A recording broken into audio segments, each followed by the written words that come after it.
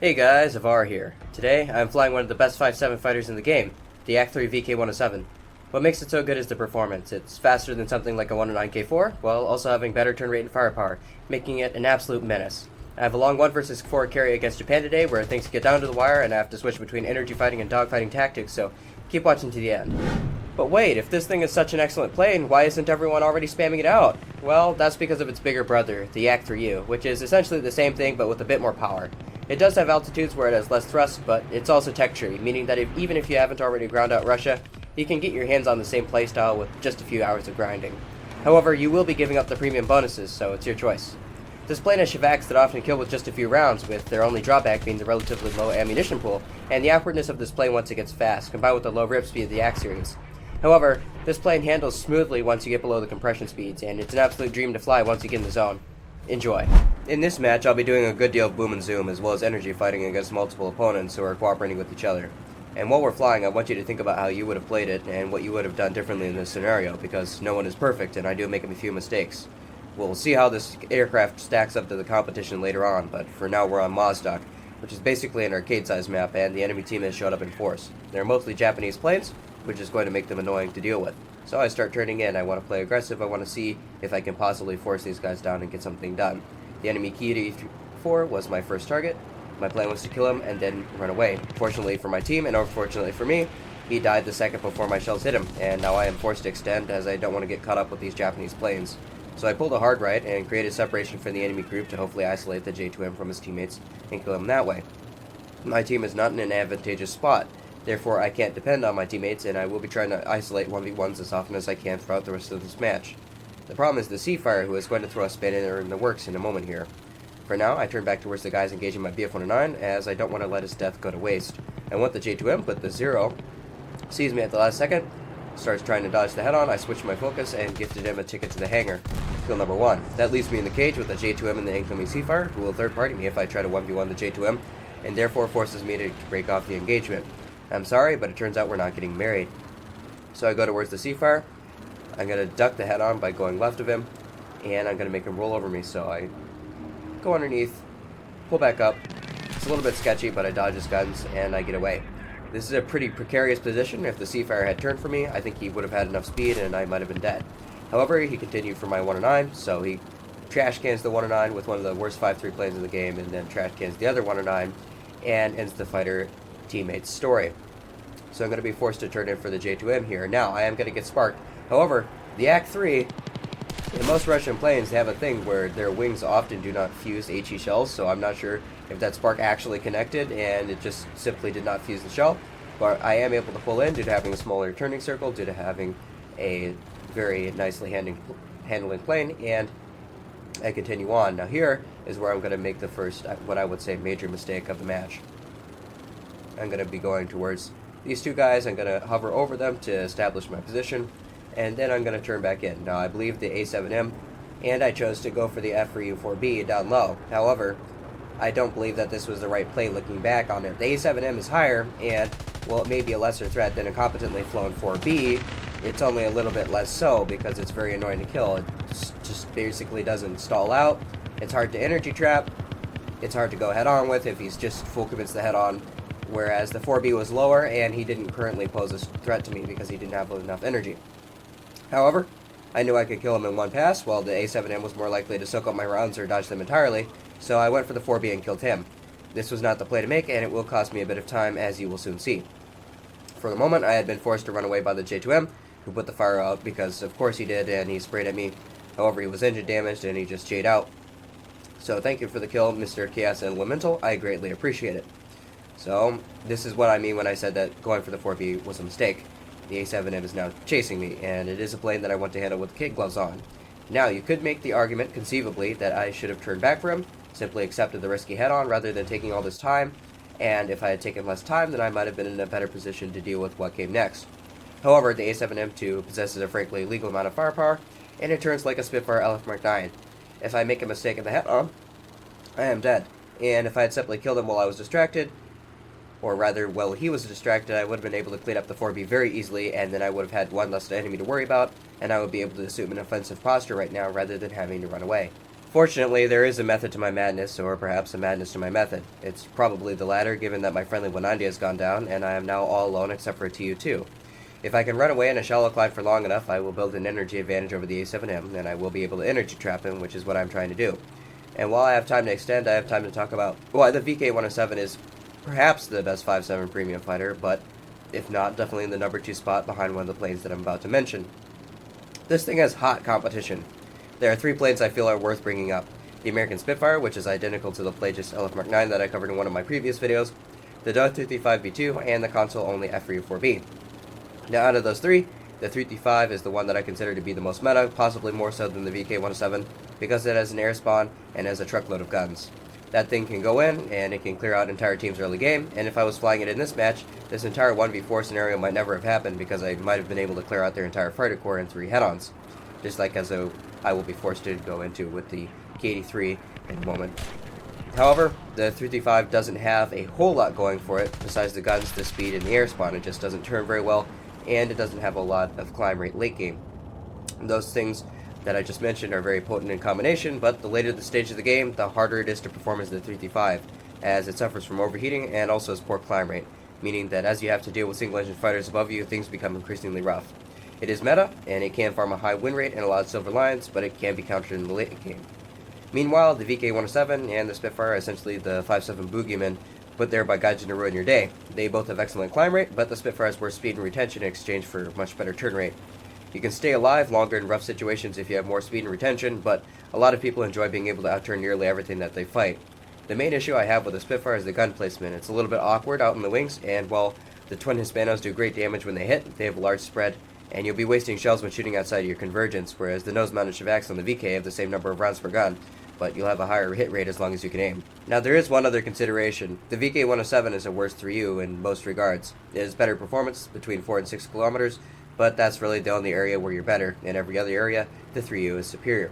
So, in this match, I hit the Ki-83, I got an oil leak on him, I forced his engine to be cooked, and then the A7M kind of flew away from me. Now, he was probably baiting me to come back, but when I came back, he didn't react to me in time, so he gave me the broadside of his wing, and I managed to shoot him down. So I had been in quite the pickle, but now I'm able to go against this A7M2. Now, I'm confident that I can survive against him, but whether I can kill him right now is going to be a little bit of another question.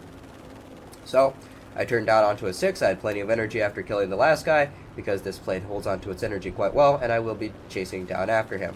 And I do have to worry a little bit about my overheating. Now, I'm in the orange, I'm throttled down to 100% because the web does not add a whole lot of extra engine power. It does add engine power, and it is helpful, but if you have to choose between webbing and going on flashing temps, you usually should choose to throttle down a little bit. I phrase that a little bit weirdly. So, the A7M2 dives off, which is the correct decision, and I have to deal with these 3 fighters, as well as an extra bomber that is currently somewhere unspotted. So I will skip ahead a little bit as I give the enemy time and space to move away from the cover of their AAA because they are hesitant to engage me as I am directly above them. So I ran away for a little bit and I dropped my throttle to 90% to keep the temps in the white, which will prevent my engine's flashing temps from degrading any further. The J2M has mustered the courage to come out from his airbase, and the Ki-83 will also be coming off the runway pretty soon here, which means I need to act fast to avoid being pincered. The Ki-83 may not be close to the VK-107 in the dogfight, but it is an excellent climb rate, which means he can get above me in a matter of minutes if he's allowed time. And time is what he will have, because the J2M2 is mostly playing this right. He's not going to get himself killed by pulling up into my guns, he's going to preserve my life, or rather his life, by flying straight, because he knows if I commit the dive hard enough to kill him, he can either reverse me or the resulting dogfight will take long enough that the Ki-83 will arrive. The J2M2 is extremely dangerous in the dogfight. It's essentially a better Spitfire Mark 9 when it's handled properly with the flaps, and it's not something that I want to get reversed by. So after a little bit of playing passive, I'm going to turn back towards the Ki-83. And the J2M decides that he's going to head back over with his A7M to maybe deal with tickets. Now I'm wary of him. I'm thinking that he will reclimb and then come back and I will be pincered, but I need to make something happen. Whenever you're in a 1 versus 2 situation, 1 versus however many, you need to thin down the numbers. So I can go from 1 versus 2 to a 1 versus 1, and then it will be much easier to do that. Whereas if I take too much time, then they are going to swarm me. So I'm going to try it with the Ki-83. He's going to go head on, he rolls over, and that allows me to pull up over his nose. And the Ki-83 is aware of the fact that he is most likely not going to win the dogfight with me, so he goes in a straight line, tries to put in a dive, and I'm going to start peppering him with pot shots from long range. Now, I am trying to hit these, but I'm also trying to make him panic and turn, and if I can get his broadside from a closer range, I should be able to shut him down without using too much ammunition. The VK-107 is also quite quick, and it will catch the Ki-83 eventually in the scenario, which he will realize, and he does the only thing that he can do. So he's going to do a split S, he's going to dive underneath me, and he's going to abuse my low rip speed, which is exactly what he should do. I can't follow this straight down, I had to take the outside loop, and that allowed him to create temporary distance, which he probably uses to scurry towards the direction of the base. And he's also giving up his friendly Lancaster, so I take out the Lancaster. I know that the instant that I shot him, the Ki-83 would be back on me, so I'm going to go back up. He can't follow this. If he continues to turn underneath me in the horizontal, I'll be able to cut into his loop and shoot him down, so he's going to go back towards the base, like a little bit of a rat, having sold the life of his teammate like a life insurance policy. I did hit him with the base rat in chat, which he was at that moment, and I began climbing away. I know from the kill feed that the J2M and the A7M have stopped ground pounding, which means they are probably inbound to my location. And if I had stuck around to keep engaging that Ki-83, I would have a base boosted 0 and a J2M incoming above me at the enemy airbase, which would surely have led to my death. I am not into dying prematurely, so I am thankful that I managed to regain altitude in time, and I will go after the J2M in a second, and we'll have to take him head on. Why do I have to take him head on? Because I need to take a little bit of risk. Once again, I need to thin it down. I need to take it from this 1 versus 3, which I do not believe that I can win, down to a 1 versus 2, which should be doable. J2M comes in. He doesn't want to take the head on with me. He dodges out in front of me, and he gives me the broadside of his wing, so I'm able to take him out. However, the A7M will then pitch up underneath me, and despite being a good bit slower, he has a lot of ammunition left, and he wants to use it, which will be quite the issue if he actually hits me. I fuselage damage from the Lancaster 7.7s, and while it doesn't affect my turn rate that much, it will affect my top speed, making it more difficult to extend away from this guy. To make things worse, I am overheating. I have one of the best climbing props in the game on my 6 in addition to the A7M, and I am down to only 62 rounds. If I was in something like the LF Mark 9 or the FU4B, this might be a worse situation, at least in my opinion. The 4B lacks the climb rate that the VK-107 has, meaning that I would be forced to take head-ons, while the LF Mark 9 lacks the speed, meaning that I would be forced to take dogfights, and then if one of them was smart enough to extend away while I dogfight the A7M, then I would just get third-partied when the Ki-83 comes back and die. So for now, I'm going to do the same thing I did to the last A7M, and I'm going to run away in a shallow climb that will build up an energy advantage, and once that energy advantage becomes large enough, I'll be able to isolate a brief 1v1 versus the Ki-83, who I need to deal with before I can think about energy trapping the A7M. Now you may be thinking, Avar, how can you say this plane is so good based on only one match and a little bit of background footage? This game isn't representative of the average VK-107 experience, so clearly this video must be clickbait. Well, no. I've had this plane for a couple of years now, and if you're the one who watching this who donated me the GE for it, you're a Giga Chat and you know who you are. I have almost 300 kills in this plane, and I've been playing this BR for years, and I also have the data to back it up with the flight performance. I know this plane is more than competitive against other 5.7s. It's not as good as the Yak-3U, but that's because the 3U easily deserves to be 6.3 BR. Planes that the P-47M, BF-109K4, Tempest Mark 5, and the other average 5.7 simply get bullied by this thing in an unfair way, and if you've watched my previous video on the FGG, you'll know that this and the 3U are the Super Corsair's worst nightmare when it gets into a down tier. So, I'm finally outrunning the A7M. He sees that he's not going to catch me, and I have been running for several minutes. So he's thinking about it. He's thinking about the fact that he can't catch me, and so he will break off, just like the 90% of gamblers that quit before they hit it big. He will be back in a moment, but he is not the problem. The Ki-83 is the big issue here. He is catching me due to having an incredible climb rate, and he has shown me that he can play the game at a higher level, albeit he has marked himself out to be a little bit of a base rat. So I hit the map border, turn around, this guy is engaging me, I will give him the benefit of the doubt. Now he sees that rolling over completely in the previous head-ons was a mistake, as it allowed me to simply evade. So we will do the same thing in the head-on, except he won't do that this time, and I will be forced to duck under him. Now I go head-on with A7 and 2, as I'm essentially forced to, and he doesn't want to take it. He wants to outturn me, he wants to get on my 6. Perhaps he was low on ammunition and he didn't want to waste it in the head-on, I don't know, but I managed to blow off his rudder. Now that's going to disable him, but it's not going to completely get rid of him. I'm going to have to extend away. I know that despite not having a rudder, if I just full send the dogfight with him, then he might be able to kill me. So I'm going to extend, and I'm going to prepare for the dogfight with the Ki-83. Now I'm hoping that the A7M is completely disabled, that he's going to crash on his way home, but even if he doesn't, I will take the fact that I can 1v1 the Ki-83. I'm majorly overheating now. I'm in the red, and flashing temps will be a problem quite soon. The good news is, the A7M has broken off for real this time, giving up his potential gambling winnings, and I'm free to take on the Ki-83 with what ammunition I had left. So I went into the Nurge, I did the usual merging strategy, ducked underneath his nose, and now I'm in the dogfight with him. This is a bit of a scissors, which means whoever has the smaller circle will eventually win, and I had the smaller circle there. I have the better turn rate. However, I whiffed my shot, and he will now dive away. He is able to gain enough separation that I don't want to waste my remaining ammo, and he's going to go, and we're going to have to reset this entire situation. I know that if I continuously keep chasing him, then he might do the same thing. He might run to his base, or at the very least, he simply won't come back around and turn for me, so I'm going to fake going for the A7M. I'm going to give him space, and he's going to take it. He's going to come back, and I can turn back into him and effortlessly fit inside his turning circle due to being a VK. He's going to play for the vertical. He does have a lot of engine power. The Key-83 does have a lot of power to weight, and he's going to try to stay above me, but it's not going to work. If we keep this up, I'm going to win the dogfight, and he knows this, so he dives for the deck once again. The problem is, I'm closer on to 6 this time, and I'm going to lay an 11-round burst, and he is on fire. That leaves me with only 16 rounds. I think he might be dead here, but I also know it's a Japanese plane, and it feels like they put out the fire 11 times out of 10, especially in my videos, which means I can't just fly straight for the A7M. I have to be wary of this guy until the moment I put him in the ground.